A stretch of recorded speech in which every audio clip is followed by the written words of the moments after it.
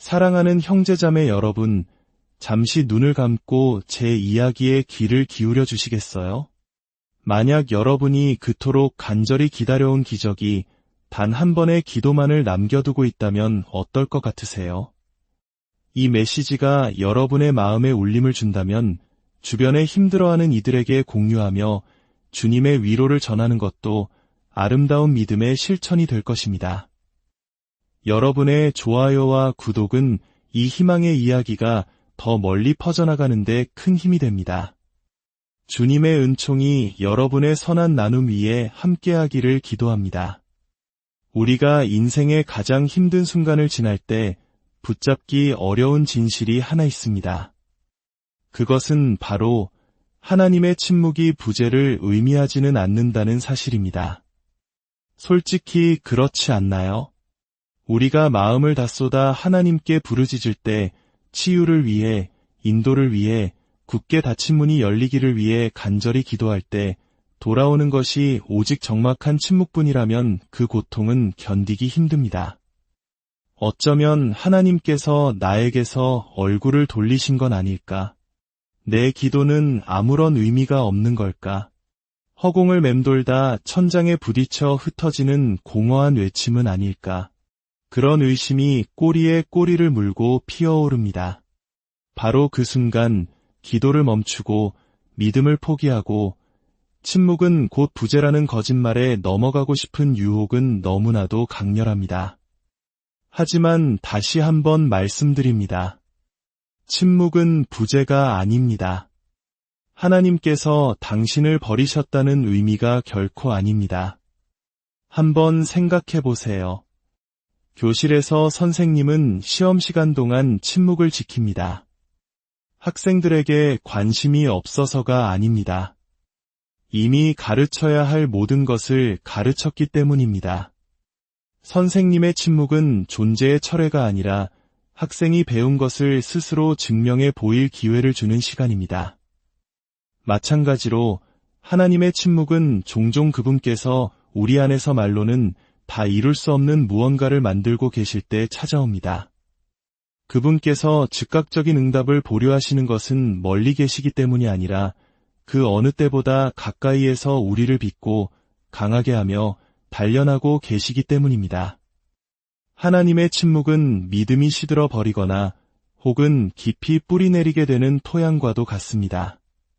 그 침묵 속에서 우리의 마음은 감정을 넘어 신뢰하는 법을 배우고 눈에 보이는 증거를 넘어 믿는 법을 배우며 즉각적인 해답이 주는 안락함이 아니라 신실하신 하나님의 성품 그 자체에 기대는 법을 터득하게 됩니다. 바로 여기에서 진짜 믿음이 탄생합니다.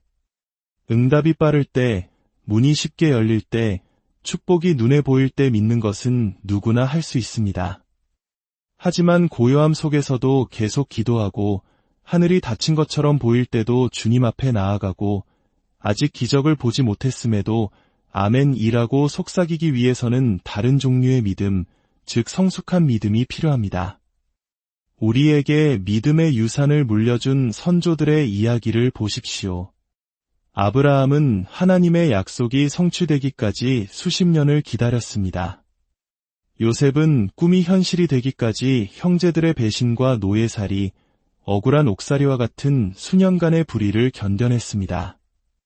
한나는 아들을 구하며 비통하게 울부짖은 후에야 하나님의 응답을 받았습니다.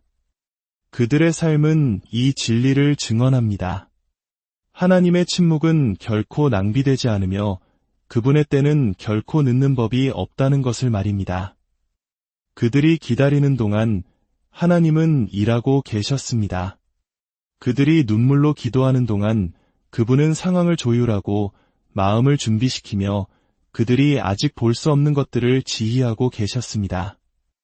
지연처럼 보였던 것은 사실 정교한 설계였고 침묵처럼 느껴졌던 것은 사실 치밀한 전략이었습니다. 침묵은 우리를 시험합니다.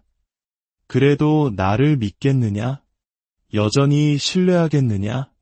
내가 느껴지지 않을 때에도 굳게 붙잡겠느냐?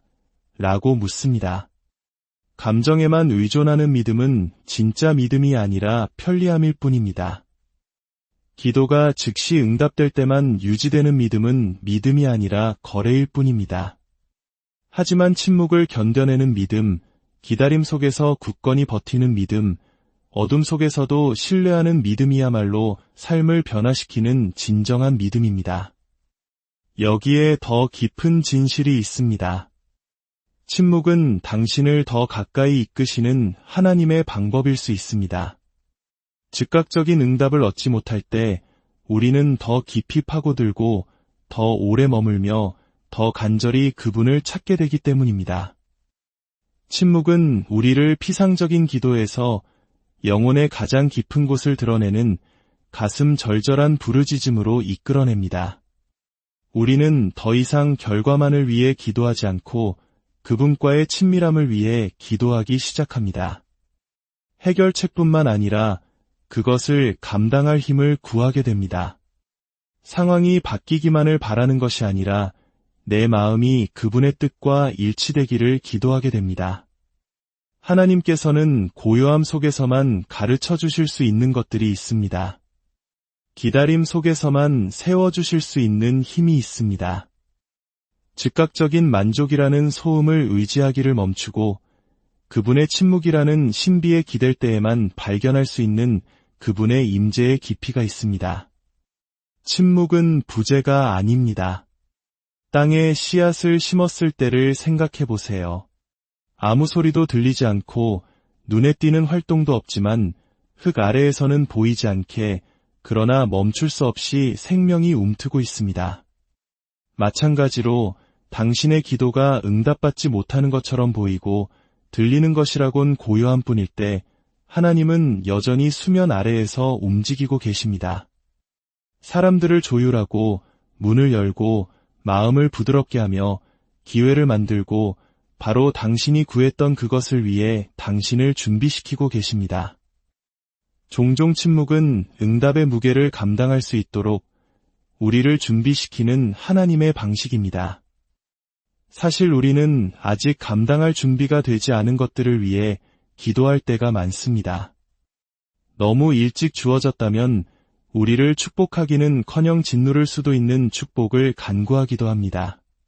그래서 하나님은 기다리십니다.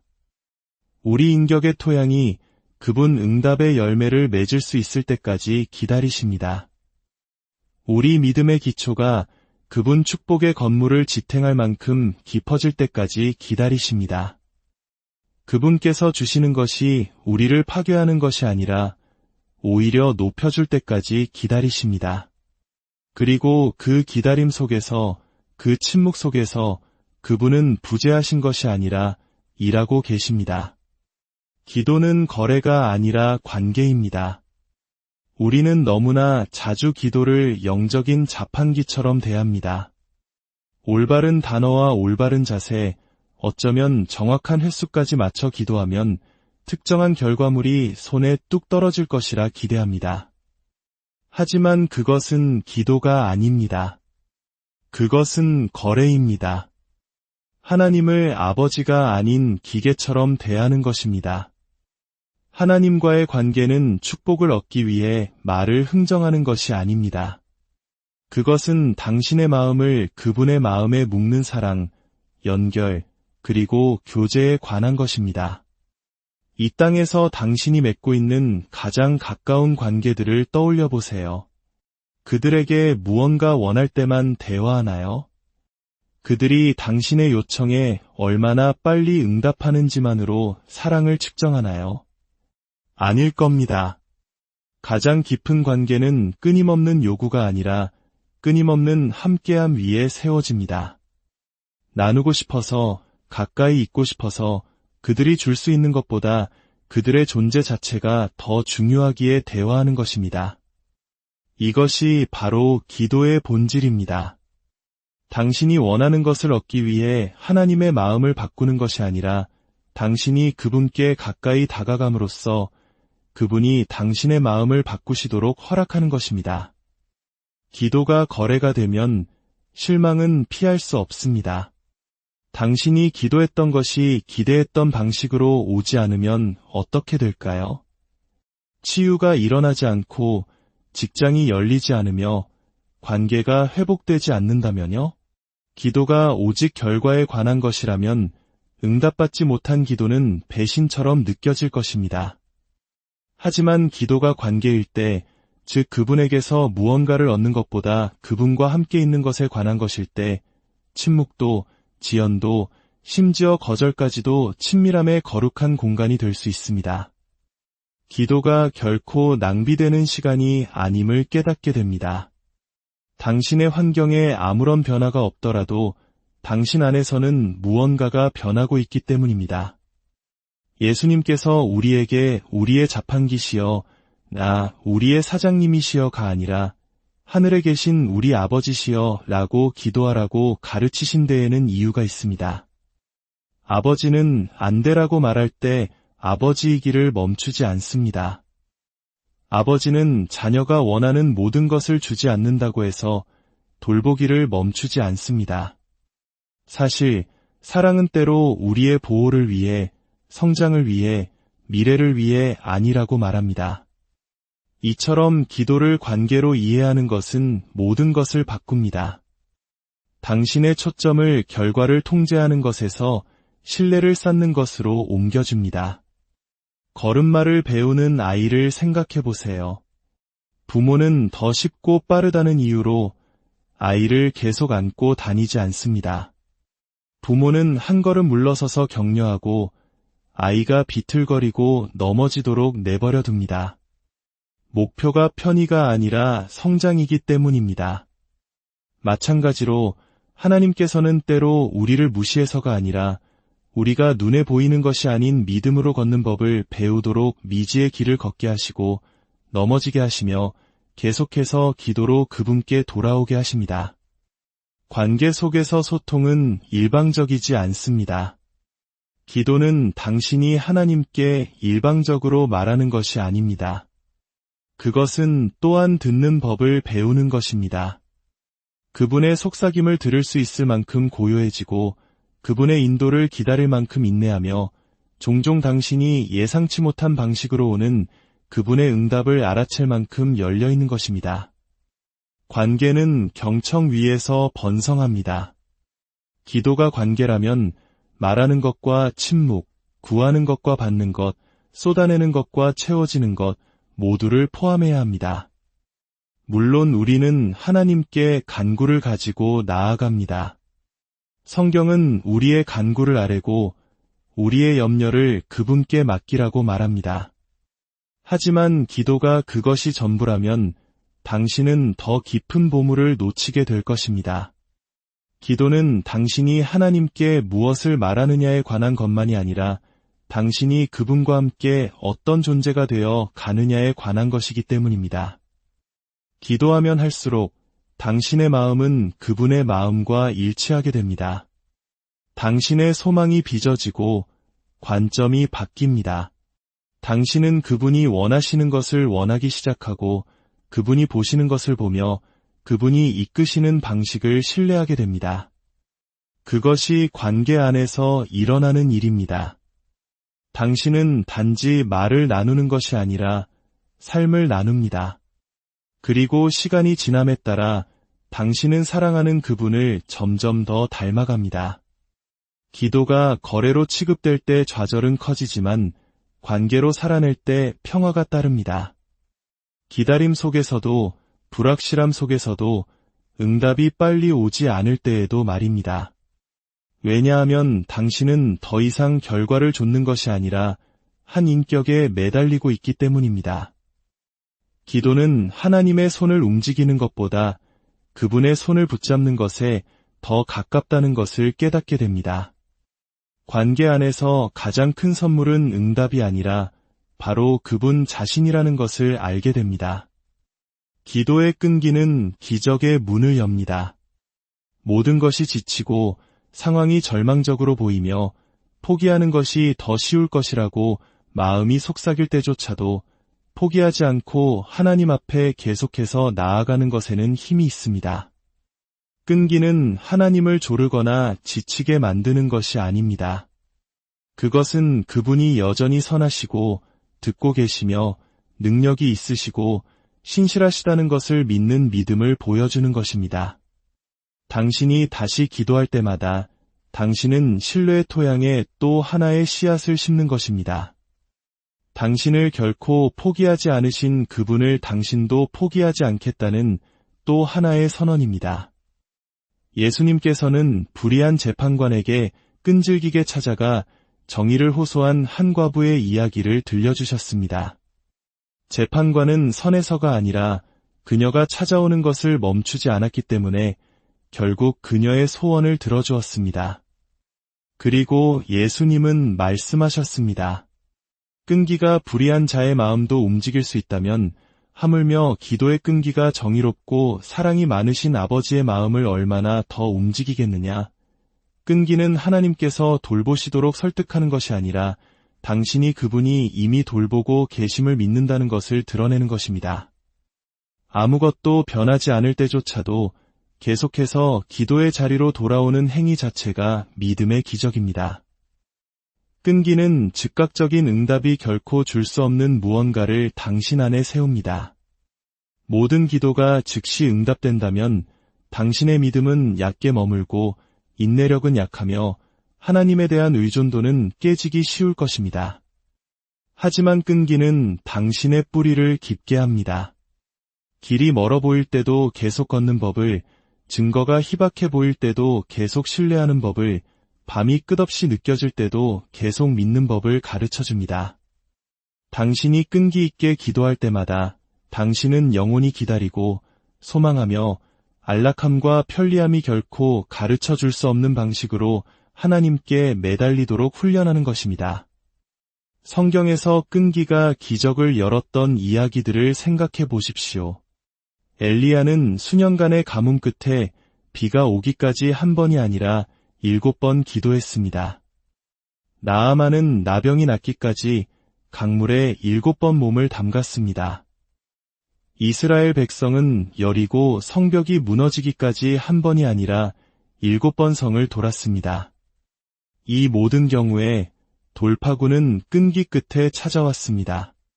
반복적인 행동 끝에 아무 일도 일어나지 않는 것처럼 보일 때에도 계속 나아가기로 결정한 끝에 찾아왔습니다. 만약 그들이 기도를 한 번만 덜 했더라면, 성을 한 바퀴만 덜 돌았더라면, 강물에 한 번만 덜 들어갔더라면 어땠을까요? 그들은 끈기의 지점 바로 너머에서 기다리고 있던 기적을 놓쳤을 것입니다. 이것은 당신에게도 마찬가지입니다. 당신의 돌파구는 생각보다 가까이 있을 수 있습니다. 치유, 응답, 열린 문은 멀지 않을 수 있지만 그것은 당신이 계속해서 밀고 나아가고 계속해서 두드리며 계속해서 하나님께 부르짖기를 요구합니다. 그분이 듣지 않으셔서가 아니라 끈기가 당신의 믿음을 빚고 당신이 받을 수 있도록 준비시키기 때문입니다. 같은 기도를, 같은 소망을, 같은 간구를 가지고 계속 나아가는 것에는 당신의 마음을 변화시키는 무언가가 있습니다. 당신은 통제권을 내려놓기 시작하고 당신의 의존성을 인정하며 혼자서는 할 수 없음을 고백하게 됩니다. 그리고 그 겸손이야말로 기적이 자라는 토양입니다. 기도의 끈기는 또한 당신의 관점을 바꿉니다. 때때로 기적은 당신이 구한 외적인 것이 아니라 끈기가 만들어내는 내적인 변화입니다. 당신은 작은 세부 사항에서 하나님의 손길을 발견하기 시작하고 미묘한 방식에서 그분의 임재를 느끼며 이전에는 간과했던 축복들을 인식하게 됩니다. 당신은 기적이 항상 천둥과 번개는 아니며 때로는 포기하기를 거부하는 신실한 마음의 조용한 인내라는 것을 배웁니다. 끈기는 하나님께서 이미 움직이고 계시고 이미 응답하고 계시며 최종적인 응답이 아직 도착하지 않았을 때에도 이미 당신을 붙들고 계시는 방식을 볼 수 있도록 당신의 눈을 열어줍니다. 역사상 모든 위대한 하나님의 움직임은 기도의 끈기가 선행되었습니다. 부흥, 돌파, 변화, 그것들은 한 번에 속삭이는 기도에서 온 것이 아니라 부르짖기를 멈추지 않았던 공동체와 개인들에게서 왔습니다. 그들의 끈기는 하늘이 땅을 침노하도록 초대했습니다. 하나님을 설득할 필요가 있어서가 아니라 끈기가 그분의 능력이 흘러 들어올 수 있을 만큼 문을 활짝 열었기 때문입니다. 당신이 끈기 있게 나아갈 때 당신은 희망을 놓지 않겠다고, 절망에 굴복하지 않겠다고, 문이 열릴 때까지 서서 두드리겠다고 선포하는 것입니다. 그리고 예수님의 약속은 분명합니다. 구하는 자는 받을 것이요, 찾는 자는 찾아낼 것이요, 두드리는 자에게는 문이 열릴 것이라. 끈기 있게 나아갈 때 솟아나는 숨겨진 힘이 있습니다. 처음에는 약함처럼 느껴집니다. 지쳤음에도 불구하고 억지로 기도의 자리로 다시 나아가는 것처럼 느껴집니다. 하지만 시간이 지나면서 당신의 영이 더 강해지고 믿음이 더 견고해지며 소망이 더 흔들리지 않게 되었음을 깨닫게 됩니다. 그것이 끈기의 열매입니다. 그것이 기적 이전의 기적입니다. 끈기 자체가 하나님의 영이 당신 안에 살아계셔서 당신이 스스로를 지탱할 수 없을 때 당신을 붙드시며 당신의 이야기는 끝나지 않았고 당신의 기도는 잊히지 않았으며 당신이 계속 두드리는 문은 언젠가 열릴 것임을 상기시켜준다는 증거이기 때문입니다. 믿음은 받을 때가 아니라 기다릴 때 시험받습니다. 응답이 빨리 올 때, 저항 없이 문이 열릴 때, 속삭인 기도가 거의 즉시 축복으로 이어질 때 믿기는 쉽습니다. 그런 종류의 믿음은 인내를 거의 요구하지 않습니다. 하지만 당신의 영혼 깊숙이 뿌리내리고 성숙하는 진정한 믿음은 아무 일도 일어나지 않는 것처럼 보이는 계절에 단련됩니다. 기도가 응답받지 못하는 것처럼 느껴지고 시간이 길게 늘어지며 하나님의 침묵이 짓누를 때 말입니다. 기다림은 믿음이 정련되는 용광로입니다. 기다림은 당신이 아직 볼 수 없는 것을 신뢰하고 아직 갖지 못한 것을 붙잡도록 강요하기 때문입니다. 기다림은 환상을 벗겨냅니다. 당신의 신뢰가 선물에 있는지 아니면 선물을 주시는 분에게 있는지, 결과에 있는지 아니면 결과를 쥐고 계신 분에게 있는지를 드러냅니다. 축복이 도착했을 때 축하하는 것은 누구나 할 수 있습니다. 하지만 믿음은 증거를 보지 않고도 기도하는 날들, 몇 달, 심지어 몇 년으로 측정됩니다. 두드려도 문이 활짝 열리지 않을 때, 하늘이 조용하게 느껴질 때에도 계속해서 나아가는 것으로 측정됩니다. 기다림은 동기를 드러내고 인내심을 시험하며 믿음을 안락함을 넘어 헌신으로 확장시킵니다. 아브라함을 생각해 보십시오. 그는 열국의 아버지가 될 것이라는 약속을 받았지만 단 한 명의 아들이 태어나는 것을 보기까지 수십 년을 기다려야 했습니다.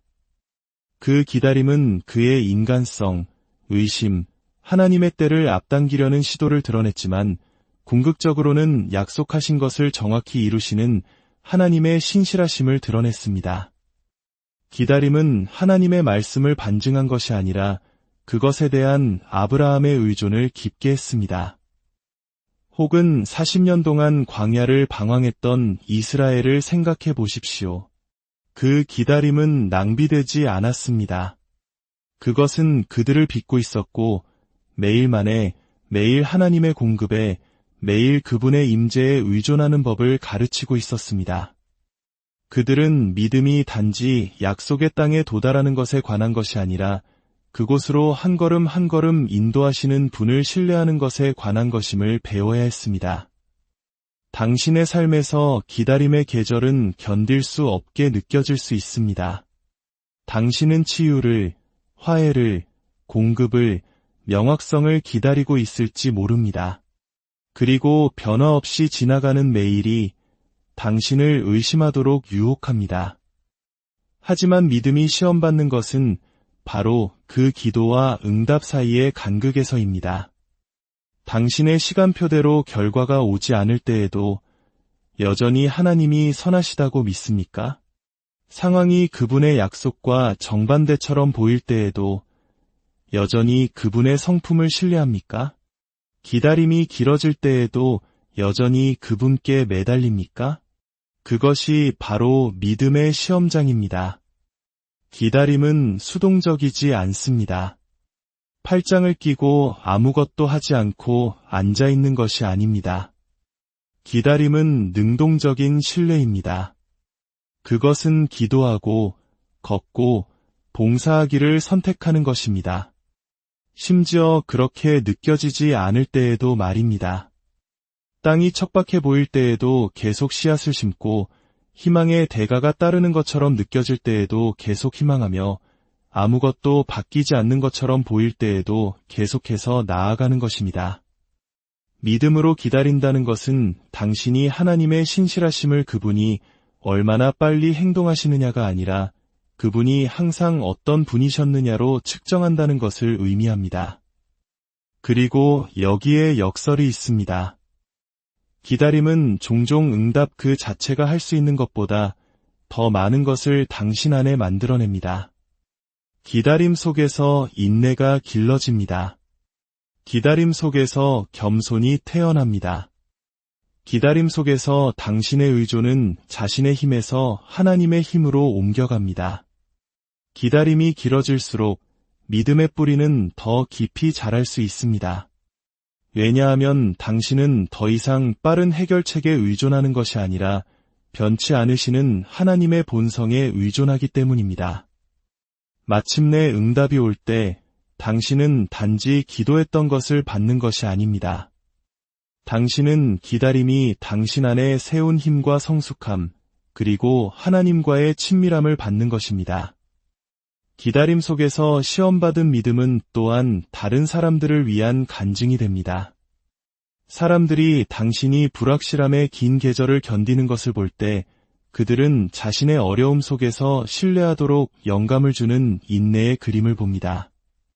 당신의 기다림은 개인적인 것을 넘어 증인이 됩니다. 그것은 믿음이 쉬운 대답에 관한 것이 아니라 변함없는 사랑에 관한 것이며 편리함이 아니라 확신에 관한 것임을 보여줍니다. 그것은 삶이 즉각적인 만족을 주지 않을 때에도 하나님은 신뢰할 가치가 있음을 보여줍니다. 기다림에는 거룩한 무언가가 있습니다. 불편하게 느껴지지만 그것은 신성한 땅입니다. 그것은 당신이 하루하루를 살아가고 단지 다음 한 걸음을 내딛고 통제권을 내려놓고 때를 맡기도록 강요합니다. 믿음은 수확기 때가 아니라 가뭄 때에 가장 강하게 자랍니다. 빛 속에서가 아니라 어둠 속에서, 도착했을 때가 아니라 기다릴 때의 말입니다. 왜냐하면 기다림 속에서 당신은 당신의 믿음이 결과에 있는 것이 아니라 변치 않으시고 신실하시며 결코 잊지 않으시고 그분의 완벽한 때에 약속하신 것을 항상 이루시는 하나님 자신에게 있음을 배우기 때문입니다. 당신이 내뱉는 모든 기도는 비록 아직 응답받지 못했더라도 하나님께서 듣고 계십니다. 당신의 입술을 떠나는 단 하나의 말도, 당신의 마음속에 속삭여진 단 하나의 생각도 하나님의 관심을 벗어나지 않습니다. 그분은 산만하지 않으시고 너무 바쁘지도 않으시며 무관심하지도 않으십니다. 당신이 기도하는 행위 자체가 이미 완벽한 인식과 무한한 사랑으로 그분께 받아들여집니다. 때때로 우리는 듣지 못한 기도와 응답받지 못한 기도를 혼동하기 때문에 이것을 의심합니다. 하지만 그것들은 같지 않습니다. 기도는 온전히 들으시고 온전히 품으시면서도 우리가 아직 이해할 수 없는 방식으로 그 성취를 기다리고 있을 수 있습니다. 한밤중에 부르짖을 때, 지쳐서 무릎 꿇을 때, 숨막히는 순간에 도와주세요 라고 절박하게 속삭일 때 하늘은 귀를 기울입니다. 성경은 하나님께서 당신의 눈물을 병에 담으시고 당신의 기도를 기록하시며 그중 어느 하나도 낭비되지 않는다고 말합니다. 이것은 당신이 기도했다는 사실조차 잊어버린 기도들, 힘없이 중얼거렸던 기도들, 침묵 속에서 되돌아왔다고 생각했던 기도들까지 모두 수집되고 기억되며 소중히 여겨진다는 것을 의미합니다. 응답의 지연이 기도가 들리지 않았다는 것을 의미하지는 않습니다. 때로는 응답이 아니오일 수도 있고 아직은 아니다일 수도 있습니다. 그리고 때로는 당신이 아직 볼 수 없는 방식으로 응답이 이루어지고 있는 중일 수도 있습니다. 응답이 없는 것처럼 느껴지는 것은 종종 하나님께서 더 큰 무언가를 지휘하시거나 상황을 조율하시거나 당신이 아직 이해할 수 없는 것으로부터 당신을 보호하고 계시는 것입니다. 사랑하는 부모가 자녀의 모든 요청을 들어주지 않는 것처럼 듣지 않아서가 아니라 해로운 것에 예라고 말하기에는 너무나 사랑하기 때문인 것처럼 하나님께서는 모든 기도를 들으시지만 현재의 순간을 훨씬 넘어서는 지혜에 따라 응답하십니다. 이 진실은 우리가 기도에 접근하는 방식을 바꿔야 합니다. 우리가 모든 기도가 들린다고 정말로 믿는다면 우리는 결코 우리의 말을 하찮게 여기지 않을 것입니다. 우리는 기도할 때마다 영원한 무언가를 짓는 건물에 돌 하나를 놓는 것과 같고 언젠가 흙을 뚫고 나올 씨앗에 물을 주는 것과 같다는 것을 깨달을 것입니다. 표면적으로는 아무 일도 일어나지 않는 것처럼 보이더라도 보이지 않는 곳에서는 무언가가 바뀌고 있습니다.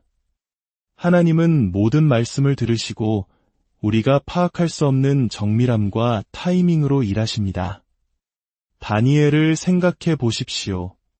그는 21일 동안 기도하고 금식했지만 아무런 움직임의 징후도 보지 못했습니다.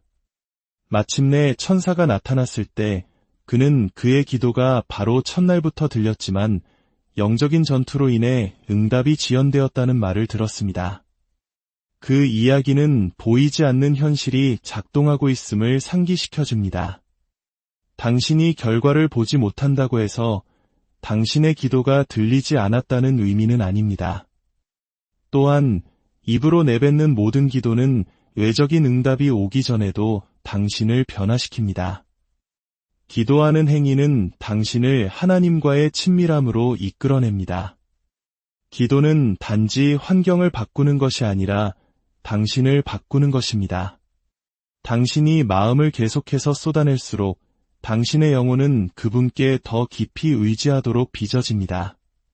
당신은 당신의 싸움에서 혼자가 아니며 당신의 부르짖음이 바람에 흩어지지 않으며 모든 간구가 아버지의 바로 그 마음에 닿고 있음을 상기하게 됩니다.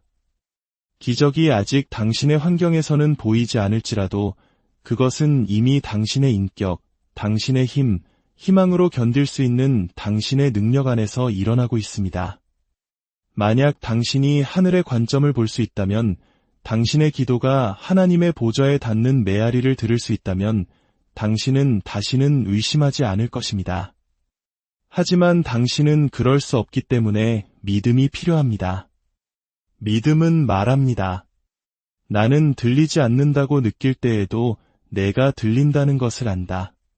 세상이 변하지 않는 것처럼 보일 때에도 내 말이 중요하다는 것을 안다.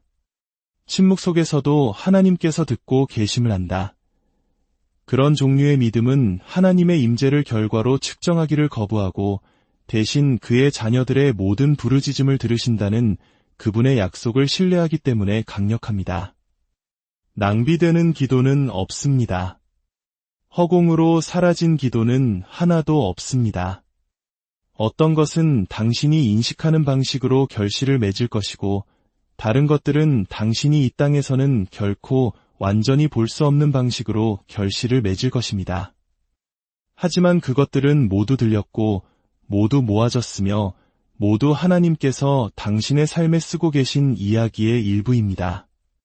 이는 당신이 피곤하거나 불확실하게 느낄 때조차도 당신이 기도할 때마다 하늘이 이미 당신의 말을 받았다는 것을, 우주를 말씀으로 창조하신 하나님께서 당신을 향해 귀를 기울이셨다는 것을, 그리고 당신이 그분 앞에 가져오는 어떤 것도 결코 무시되지 않는다는 것을 절대적인 확신으로 알 수 있다는 것을 의미합니다. 돌파구는 종종 한 번의 기도를 더 드린 후에 찾아옵니다. 그것이 바로 믿음의 신비이자 도전입니다. 너무나 많은 사람들이 하나님께서 움직이시기 바로 직전에 포기합니다. 침묵이 너무 무겁고 기다림이 끝없이 느껴지며 한 번 더 기도해도 소용없을 것이라고 마음이 속삭일 때 포기하고 싶은 유혹이 압도적으로 느껴지는 순간들이 있습니다. 하지만 종종 그 한 번의 기도, 눈물을 통해 드리는 기도, 약함 속에서 드리는 기도, 남은 전부라고 느껴지는 바로 그 기도가 당신이 그토록 통과하기를 기다려온 문을 여는 열쇠가 됩니다. 끈기는 무의미하게 느껴질 때조차도 낭비되지 않습니다. 당신이 기도로 하나님께 돌아갈 때마다 당신은 처음부터 다시 시작하는 것이 아닙니다. 당신은 이미 심어진 것 위에 쌓아 올리는 것입니다. 모든 기도는 씨앗이며 씨앗은 하룻밤 사이에 자라지 않습니다. 그것들은 한동안 보이지 않게 흙 속에 숨어 있습니다. 하지만 표면 아래에서는 생명이 움트고 뿌리가 형성되며 성장이 비밀리에 일어나고 있습니다. 그리고 시간이 지난 후에야 돌파구가 땅 위로 나타납니다. 당신의 기도도 마찬가지입니다. 즉각적인 효과를 보지 못할 수도 있지만 그렇다고 아무 일도 일어나지 않는다는 의미는 아닙니다. 하나님은 무대 뒤에서 사람들을 조율하고 상황을 빚으며 당신의 마음을 준비시키고 계십니다. 그리고 그 한 번의 기도가 씨앗을 꽃피우게 하는 마지막 한 방울의 물이 될 수 있습니다. 성경의 수많은 이야기가 이 진리를 드러냅니다. 엘리야는 비를 위해 한 번이 아니라 여러 번 기도했습니다. 그리고 반복된 기도 끝에 작은 구름이 나타나 거대한 폭풍으로 자라났습니다. 만약 그가 첫 번째나 다섯 번째에 멈췄다면 그는 기적을 놓쳤을 것입니다. 이스라엘 백성은 여리고 주위를 매일 행진했고 마지막 바퀴를 돈 후에야 성벽이 무너졌습니다. 만약 그들이 한 바퀴만 덜 돌고 그만뒀다면 그들은 승리 대신 패배를 안고 돌아갔을 것입니다. 이야기들은 우리에게 하나님의 때와 과정은 종종 인내를 요구하며 돌파의 순간은 우리가 생각하는 것보다 종종 더 가깝다는 것을 상기시켜줍니다. 한 번의 기도를 더 드리는 것은 마법의 단어나 완벽한 표현에 관한 것이 아닙니다. 그것은 포기하기를 거부하는 믿음에 관한 것입니다. 다른 모든 것이 노후라고 말할 때에도 굳게 붙잡는 희망에 관한 것입니다. 세상의 모든 힘을 다 가졌기 때문이 아니라 그분께서 가지고 계심을 알기에 계속해서 돌아오는 하나님에 대한 사랑에 관한 것입니다. 그 한 번의 기도는 항복의 행위가 되고 여전히 믿는다는 선언이 되며 답이 없을 때조차도 드리는 마지막 신뢰의 제물이 됩니다. 그리고 때로는 돌파구가 당신의 환경뿐만 아니라 당신 안에서 일어납니다. 한 번의 기도가 즉시 상황을 바꾸지 않을 수도 있지만 당신의 마음을 바꿀 수 있습니다. 그것은 당신에게 새로운 관점, 새로운 평화, 예상치 못한 힘을 줄 수 있습니다. 그것은 하나님께서 이미 당신 주위에 두신 것들을 볼 수 있도록 당신의 눈을 열어줄 수 있습니다. 돌파구는 항상 천둥과 번개가 아닙니다. 때로는 한 번 더 기도한 후에 솟아나는 조용한 확신입니다. 나는 혼자가 아니기 때문에 계속 나아갈 수 있다고 말하는 평온함입니다. 당신은 모든 것이 바뀌는 순간에 얼마나 가까이 있는지 결코 알 수 없습니다. 그것이 바로 한 번의 기도가 더 중요한 이유입니다. 그것은 관계를 회복시키는 기도가 될 수 있고 상처를 치유하는 기도가 될 수 있으며 당신이 기다려온 기회를 여는 기도가 될 수 있고 결코 움직이지 않을 것이라 생각했던 산을 움직이는 기도가 될 수 있습니다. 그리고 비록 외적인 돌파구가 즉시 일어나지 않더라도 당신이 그만두기를 거부할 때 내면에서 강력한 무언가가 일어납니다. 사탄은 당신이 바로 직전에 멈추기를, 응답이 오기 바로 전에 포기하기를 원합니다.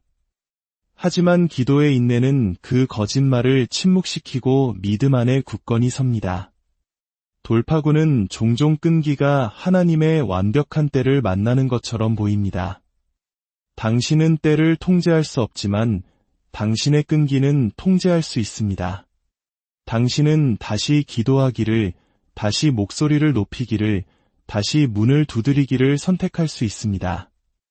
왜냐하면 모든 기도를 통해 당신은 당신의 믿음이 살아있고 당신의 희망이 닻을 내렸으며 당신의 신뢰가 남아있음을 보여주고 있기 때문입니다. 그리고 역사는 포기하지 않았던 사람들, 낙심을 뚫고 한 번 더 기도했던 사람들이 성벽이 무너지고 비가 오며 약속이 성취되는 것을 본 사람들이라는 것을 거듭 보여주었습니다. 지금 이 순간 어려움 속에서 이 음성을 듣고 있는 모든 분들을 위해 기도합니다. 지치고 외로운 마음에 주님의 따스한 위로가 임하기를 소망합니다. 여러분의 가정과 일터, 그리고 건강 위에 하나님의 보호하심과 인도하심이 가득하기를 간절히 바랍니다. 포기하지 마십시오. 다시 한번 무릎 꿇고 기도하십시오. 당신의 기도는 결코 헛되지 않습니다. 주님의 이름으로 축복합니다. 사랑하는 형제자매 여러분, 잠시 눈을 감고 제 이야기에 귀를 기울여 주시겠어요?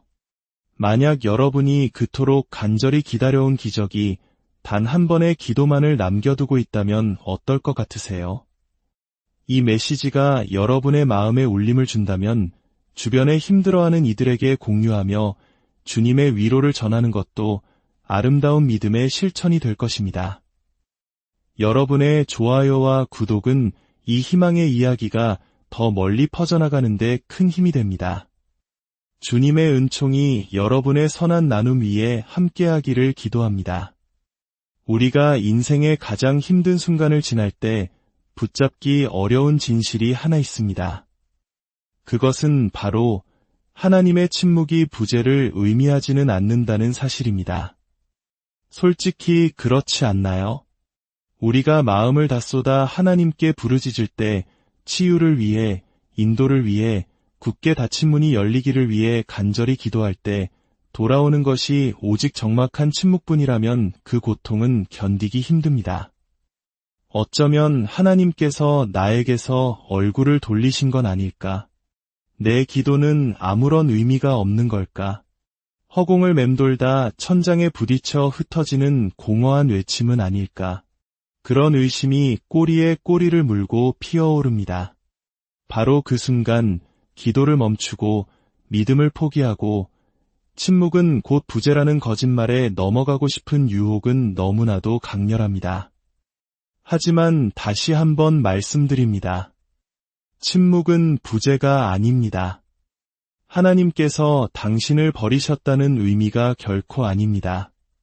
한번 생각해 보세요. 교실에서 선생님은 시험 시간 동안 침묵을 지킵니다. 학생들에게 관심이 없어서가 아닙니다. 이미 가르쳐야 할 모든 것을 가르쳤기 때문입니다. 선생님의 침묵은 존재의 철회가 아니라 학생이 배운 것을 스스로 증명해 보일 기회를 주는 시간입니다. 마찬가지로 하나님의 침묵은 종종 그분께서 우리 안에서 말로는 다 이룰 수 없는 무언가를 만들고 계실 때 찾아옵니다. 그분께서 즉각적인 응답을 보려하시는 것은 멀리 계시기 때문이 아니라 그 어느 때보다 가까이에서 우리를 믿고 강하게 하며 단련하고 계시기 때문입니다. 하나님의 침묵은 믿음이 시들어 버리거나 혹은 깊이 뿌리 내리게 되는 토양과도 같습니다. 그 침묵 속에서 우리의 마음은 감정을 넘어 신뢰하는 법을 배우고 눈에 보이는 증거를 넘어 믿는 법을 배우며 즉각적인 해답이 주는 안락함이 아니라 신실하신 하나님의 성품 그 자체에 기대는 법을 터득하게 됩니다. 바로 여기에서 진짜 믿음이 탄생합니다. 응답이 빠를 때, 문이 쉽게 열릴 때, 축복이 눈에 보일 때 믿는 것은 누구나 할 수 있습니다. 하지만 고요함 속에서도 계속 기도하고 하늘이 닫힌 것처럼 보일 때도 주님 앞에 나아가고 아직 기적을 보지 못했음에도 아멘이라고 속삭이기 위해서는 다른 종류의 믿음, 즉 성숙한 믿음이 필요합니다. 우리에게 믿음의 유산을 물려준 선조들의 이야기를 보십시오.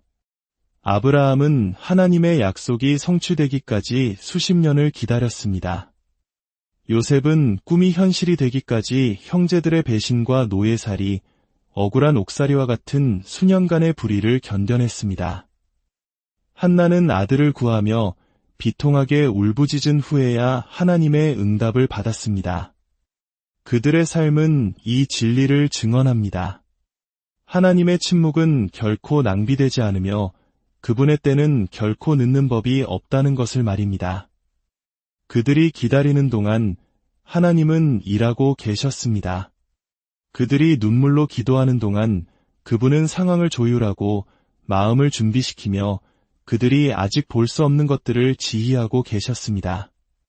지연처럼 보였던 것은 사실 정교한 설계였고 침묵처럼 느껴졌던 것은 사실 치밀한 전략이었습니다. 침묵은 우리를 시험합니다. 그래도 나를 믿겠느냐? 여전히 신뢰하겠느냐? 내가 느껴지지 않을 때에도 굳게 붙잡겠느냐? 라고 묻습니다. 감정에만 의존하는 믿음은 진짜 믿음이 아니라 편리함일 뿐입니다. 기도가 즉시 응답될 때만 유지되는 믿음은 믿음이 아니라 거래일 뿐입니다.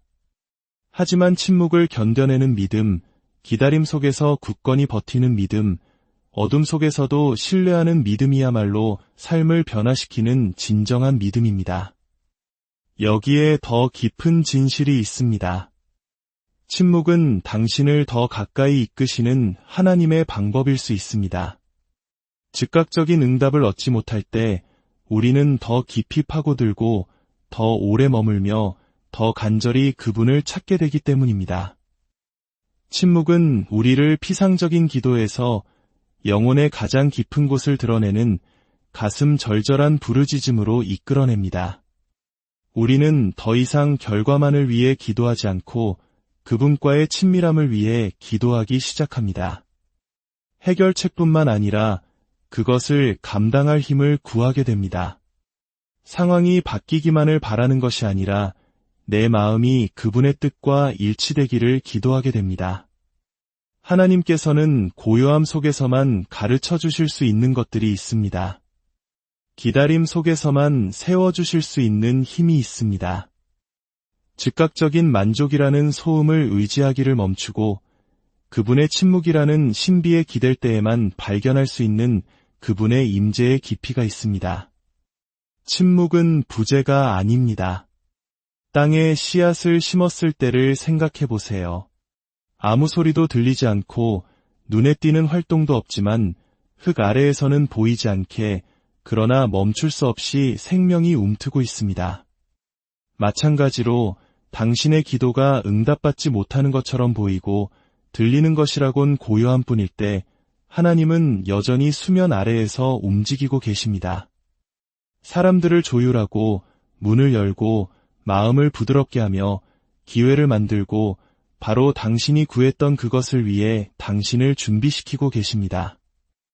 종종 침묵은 응답의 무게를 감당할 수 있도록 우리를 준비시키는 하나님의 방식입니다.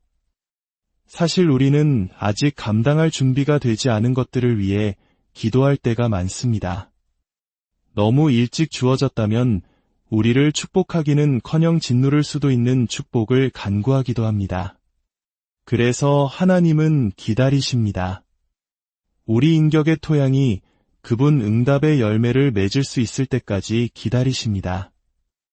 우리 믿음의 기초가 그분 축복의 건물을 지탱할 만큼 깊어질 때까지 기다리십니다. 그분께서 주시는 것이 우리를 파괴하는 것이 아니라 오히려 높여줄 때까지 기다리십니다. 그리고 그 기다림 속에서, 그 침묵 속에서 그분은 부재하신 것이 아니라 일하고 계십니다. 기도는 거래가 아니라 관계입니다. 우리는 너무나 자주 기도를 영적인 자판기처럼 대합니다. 올바른 단어와 올바른 자세, 어쩌면 정확한 횟수까지 맞춰 기도하면 특정한 결과물이 손에 뚝 떨어질 것이라 기대합니다. 하지만 그것은 기도가 아닙니다. 그것은 거래입니다. 하나님을 아버지가 아닌 기계처럼 대하는 것입니다. 하나님과의 관계는 축복을 얻기 위해 말을 흥정하는 것이 아닙니다. 그것은 당신의 마음을 그분의 마음에 묶는 사랑, 연결, 그리고 교제에 관한 것입니다. 이 땅에서 당신이 맺고 있는 가장 가까운 관계들을 떠올려 보세요. 그들에게 무언가 원할 때만 대화하나요? 그들이 당신의 요청에 얼마나 빨리 응답하는지만으로 사랑을 측정하나요? 아닐 겁니다. 가장 깊은 관계는 끊임없는 요구가 아니라 끊임없는 함께함 위에 세워집니다. 나누고 싶어서, 가까이 있고 싶어서 그들이 줄 수 있는 것보다 그들의 존재 자체가 더 중요하기에 대화하는 것입니다. 이것이 바로 기도의 본질입니다. 당신이 원하는 것을 얻기 위해 하나님의 마음을 바꾸는 것이 아니라 당신이 그분께 가까이 다가감으로써 그분이 당신의 마음을 바꾸시도록 허락하는 것입니다. 기도가 거래가 되면 실망은 피할 수 없습니다. 당신이 기도했던 것이 기대했던 방식으로 오지 않으면 어떻게 될까요? 치유가 일어나지 않고 직장이 열리지 않으며 관계가 회복되지 않는다면요? 기도가 오직 결과에 관한 것이라면 응답받지 못한 기도는 배신처럼 느껴질 것입니다.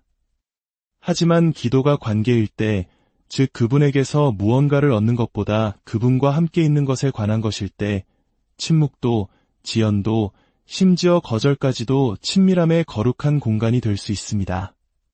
기도가 결코 낭비되는 시간이 아님을 깨닫게 됩니다.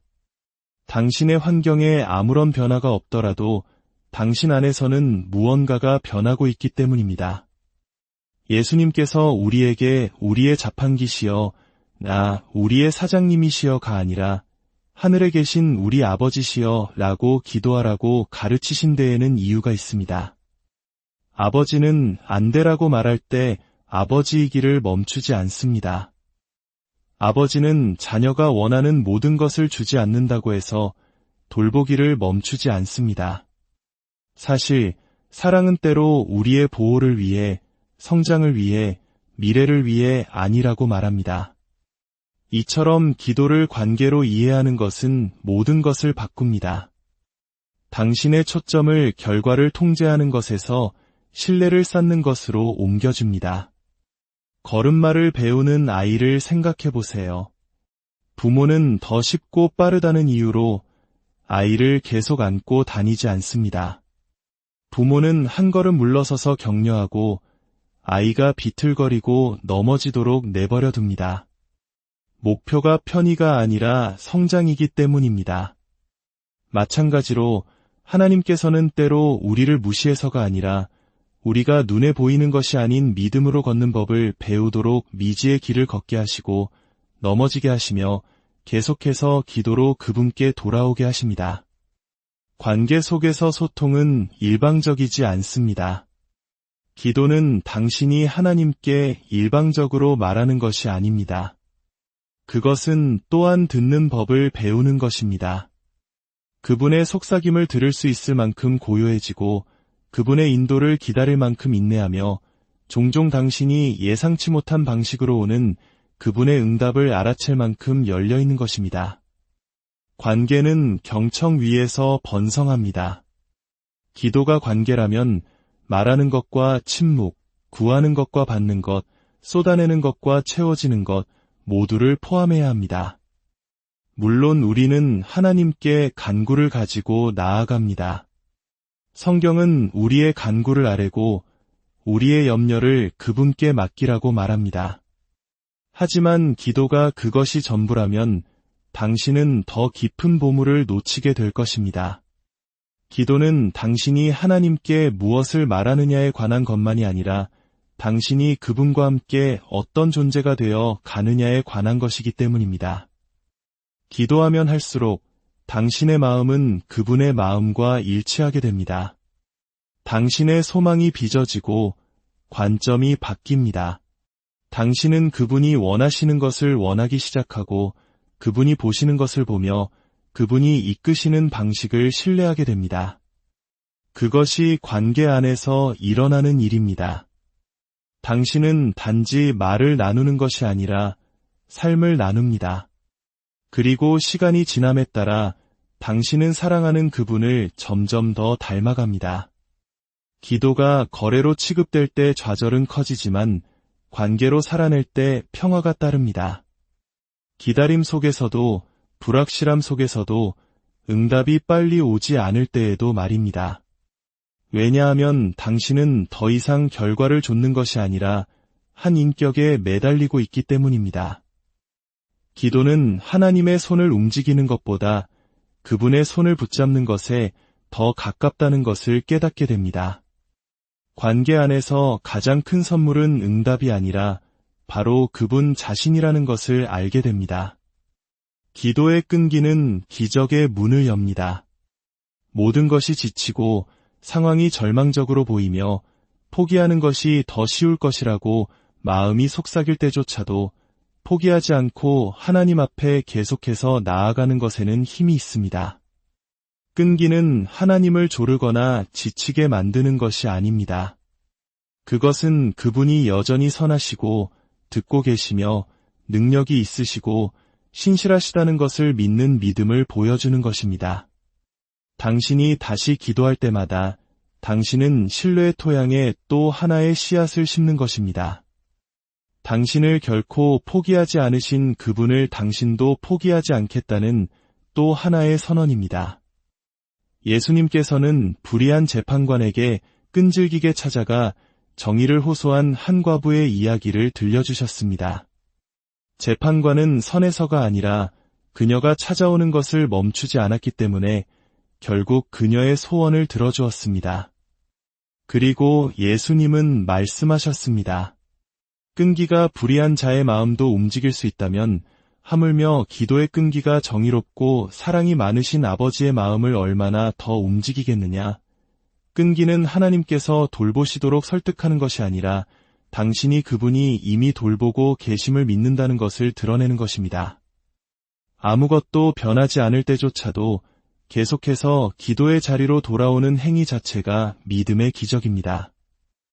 끈기는 즉각적인 응답이 결코 줄 수 없는 무언가를 당신 안에 세웁니다. 모든 기도가 즉시 응답된다면 당신의 믿음은 얕게 머물고 인내력은 약하며 하나님에 대한 의존도는 깨지기 쉬울 것입니다. 하지만 끈기는 당신의 뿌리를 깊게 합니다. 길이 멀어 보일 때도 계속 걷는 법을, 증거가 희박해 보일 때도 계속 신뢰하는 법을, 밤이 끝없이 느껴질 때도 계속 믿는 법을 가르쳐줍니다. 당신이 끈기 있게 기도할 때마다 당신은 영원히 기다리고 소망하며 안락함과 편리함이 결코 가르쳐줄 수 없는 방식으로 하나님께 매달리도록 훈련하는 것입니다. 성경에서 끈기가 기적을 열었던 이야기들을 생각해 보십시오. 엘리야는 수년간의 가뭄 끝에 비가 오기까지 한 번이 아니라 7번 기도했습니다. 나아만은 나병이 낫기까지 강물에 7번 몸을 담갔습니다. 이스라엘 백성은 여리고 성벽이 무너지기까지 한 번이 아니라 7번 성을 돌았습니다. 이 모든 경우에 돌파구는 끈기 끝에 찾아왔습니다. 반복적인 행동 끝에 아무 일도 일어나지 않는 것처럼 보일 때에도 계속 나아가기로 결정한 끝에 찾아왔습니다. 만약 그들이 기도를 한 번만 덜 했더라면, 성을 한 바퀴만 덜 돌았더라면, 강물에 한 번만 덜 들어갔더라면 어땠을까요? 그들은 끈기의 지점 바로 너머에서 기다리고 있던 기적을 놓쳤을 것입니다. 이것은 당신에게도 마찬가지입니다. 당신의 돌파구는 생각보다 가까이 있을 수 있습니다. 치유, 응답, 열린 문은 멀지 않을 수 있지만 그것은 당신이 계속해서 밀고 나아가고 계속해서 두드리며 계속해서 하나님께 부르짖기를 요구합니다. 그분이 듣지 않으셔서가 아니라 끈기가 당신의 믿음을 빚고 당신이 받을 수 있도록 준비시키기 때문입니다. 같은 기도를, 같은 소망을, 같은 간구를 가지고 계속 나아가는 것에는 당신의 마음을 변화시키는 무언가가 있습니다. 당신은 통제권을 내려놓기 시작하고 당신의 의존성을 인정하며 혼자서는 할 수 없음을 고백하게 됩니다. 그리고 그 겸손이야말로 기적이 자라는 토양입니다. 기도의 끈기는 또한 당신의 관점을 바꿉니다. 때때로 기적은 당신이 구한 외적인 것이 아니라 끈기가 만들어낸